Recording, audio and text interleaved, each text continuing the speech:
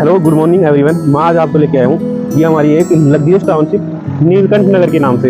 ये Chaksu railway station के just ही पास में है। जैसे उधर देखोगे आप तो ये चाकसू रेलवे स्टेशन है, ठीक है, वो जो दिख रहा है फाटक। और ये है ना, जो ये रोड मेरे पीछे देख रहे हो, ये है 200 फीट का रोड, ये सीधा फागी जा रहा है। और ये है स्टेट हाईवे 200, जो ये चाकसू से सीधा फागी जा रहा है। अब अंदर आ जाओ, मैं आपको टाउनशिप क्या है ना डेवलपमेंट दिखाता हूँ आपको।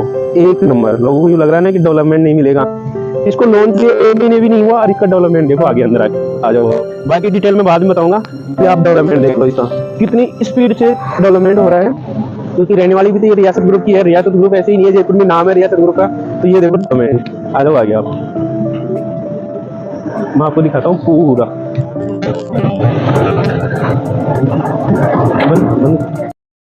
तो दोस्तों ये देखो चाकसू रेलवे स्टेशन है, ये पीछे आराम से देख सकते हो आप। और यहाँ पे है ना ट्रेनें भी रुकती है। जिसको भी इस टाउनशिप में नीलकंठ नगर में प्लॉट चाहिए, नीचे बायो में लिंक करो, डीएम करो, और नीचे स्क्रीन पे नंबर चल रहे हैं, उससे तुरंत कॉल करो। बाकी की डिटेल मैं आपको शेयर कर दूँगा।